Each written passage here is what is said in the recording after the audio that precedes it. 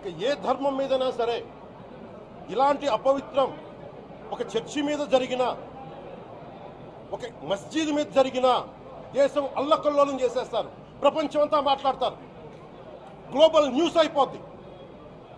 కానీ దేశంలో కోట్లాది మంది హిందువులు అపవిత్రమైతే, ఈ ప్రసాదం అపవిత్రమైతే ఒక్కరు కూడా మాట్లాడకూడదు, ఇది సెక్యులర్ వ్యవస్థకు విఘాతం అంటే హిందువులకి మనోభావాలు ఉండవా?